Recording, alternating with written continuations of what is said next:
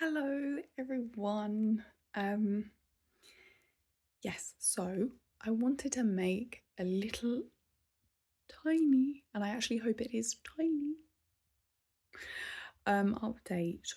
On that mini update, um, just to be real and just to, I suppose the thing is that I feel like, from what I've seen, from what I understand, that vestibular neuritis is something that people are either lucky and do get over very quickly, or it's something where it sucks and at the very beginning it's scary and freaky, slash, you get to a point where you kind of buckle up and say, okay, I'm in for this ride. Cool. But it kind of takes, honestly, I feel like it takes understanding a lot about it before you get to that point. That's certainly how it was for me anyway. I spent the first month and a half fighting it, be like totally fighting it every day, waking up, oh, how do I feel? Waking up, looking around, oh, how do I feel? Looking outside to see what the trees look like. Oh, they look weird. Yeah, they look weird. And it's like I've stopped blatantly doing that now. Now, kind of the way that it works now is that I will have the odd day where I don't feel particularly well, and unfortunately I can't ignore it. Or as I started to recover, I will just be kind of going about my business, and then I'll spot that something doesn't look right. That's kind of more what it's like, rather than me going, oh, what does that look like? What does that look like? Or, oh, what does this feel like? What does this feel like? Now, I guess the idea is that 50% of me feels okay. And so, therefore, I only really notice there's a problem when I kind of spot a problem. Anyway, rambling. Why am I even rambling about that? Like, why am I rambling about that? Oh, yeah, just to kind of say that I had to kind of learn to let go, but letting go is something that I was only really able to do once I felt empowered. And the things that helped me feel empowered was knowing exactly what my diagnosis was, knowing exactly what I needed to do. And that took a while. So if you go through a period where you are just thinking, what the fuck? What the fuck is wrong with me? Why is it so difficult to get help or healthcare or whatever?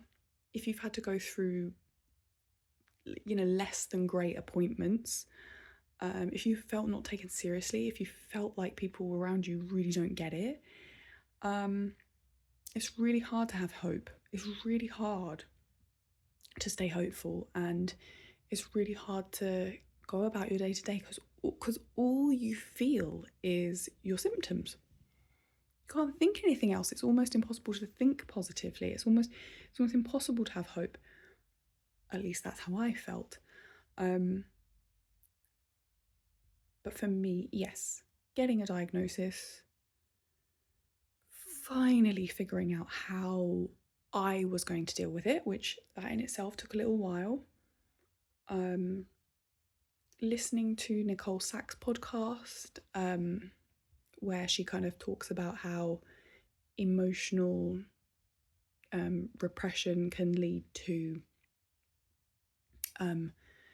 chronic conditions being chronic, essentially, rather than things that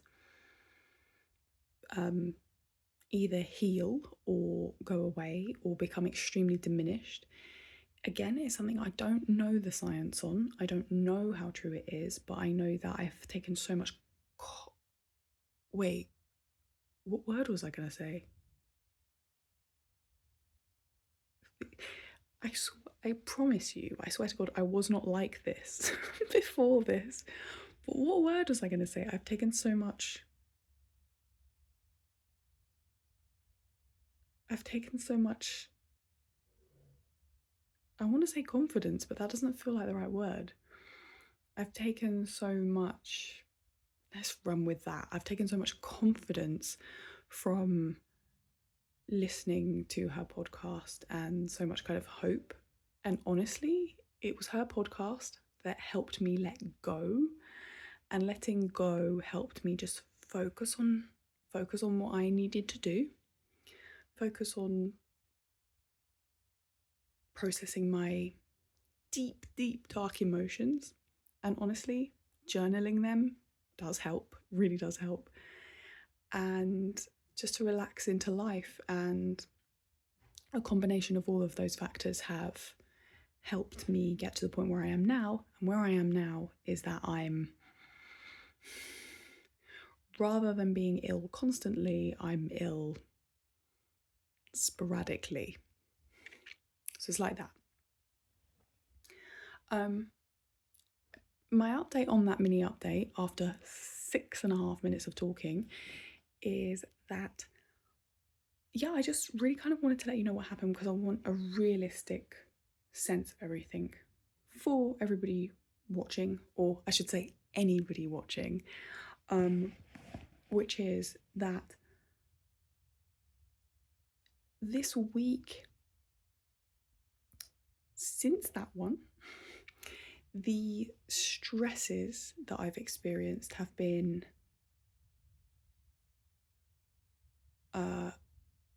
hard, and I don't really know what to say about what I've specifically experienced. It's been very personal, it's been very stressful, it's been very upsetting, it's been very all consuming. So there's just something that's been kind of going on which has been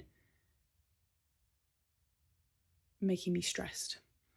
And I woke up this morning and I felt a migraine like I used to back in the day, a month or so ago, where I would wake up daily with migraines. But I would wake up with migraines because I was waking up panicking. So I woke up with a migraine, and without going into the details of exactly what happened, I was like, right, I need to do something about this. And so I was kind of getting on the phone to like emergency helplines, and some crazy stuff was happening. But basically, I feel that I dealt with my problem. But the migraine resided for the whole day. I did some physiotherapy, it helped, but I've felt pretty vertigo-y and pretty migraine-y for the whole day and for the last few days. So I just kind of wanted to say, it's a shame, because my last update I was saying, woo, I'm feeling quite good. It didn't last because the stress was prolonged. And I think sometimes something just has to give. If you're not fully recovered and you're dealing with constant stress, something has to give. I think that's just life. I kind of get it. I get it. I'm like, do you know what, universe, this makes sense. It's fine. It's cool. Whatever. Although I wasn't happy at the time. Right now I feel pretty decent, though. I've got to stop saying that, though, because, Anyway, I've got work tomorrow. It's my first day back at work in 2 months. And I'm nervous. I'm really nervous. I'm nervous to see how work responds. They have been very, very supportive in terms of like how they have said that they're going to help me back to work. So pleased about that. But yeah, so that's coming up. And moving forward into the future, turns out I thought that in making this series that I would be showing a kind of a linear thing of me just going like this. I think it's probably going to be a bit more like this. And I don't mind, and I'm happy to document it. And I think that a realistic journey will hopefully not only be a little bit more informative, but also hopefully for people who are experiencing it currently, it will, I don't know, hopefully just give like a bit less of a feeling of like, like I'm a bit isolated in this. It's like, no, there's people going through it together. We're all in this together. We're all going through this together. And if you're watching this in hindsight, like years down the line, there's lots of people who've been there, who are still there, and you will get through it. I promise. I promise. I promise. Coming from literally, I can't state this enough. Almost the world's biggest pessimist over here. You wouldn't think it, but that's what I am, or have been. As I said, I was having suicidal ideation. Like I panic.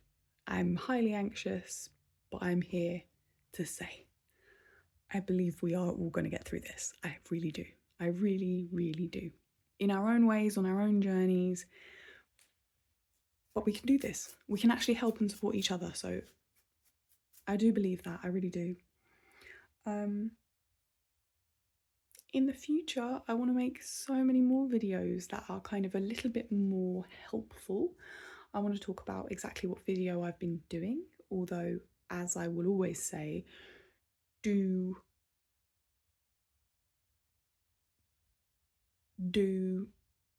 get doctor's advice. But I will tell you what my kind of physio routine has been. I don't know how helpful that will be, but I'll tell you what it's been. Because, for example, if a doctor has said, oh, you can do these Cawthorne Cooksey exercises, there's quite a lot there, and I've kind of condensed mine down, and I can kind of like tell you if it frees up a little bit of space in any of yours brains, then great. Otherwise, I just ramble into the camera, and it kind of makes me happy to do that. So I'll just do it for that reason. Yeah, I want to talk about physiotherapy. I want to talk about the supplements I've been taking, concerns I had about side effects, and kind of like how that's all gone. In essence, it's gone quite well. But yeah, hopefully I can kind of reassure you a little bit on there as well, because I was also really super nervous about that. And yeah, just to kind of tips and tricks really that have really worked for me, and that I think and hope will continue working for me, and that hopefully down the line with kind of more like monthly updates, we'll get to a point where I'm like, I'm free of it, or I'm 98% free of it, and I'm living my life and I'm happy. And hopefully just advice on kind of how to get through the darker days. Yeah, that's it. That is it. And wish me luck in going back to work. I probably in about a week from now, I'll let you know how that's all gone. So, bye.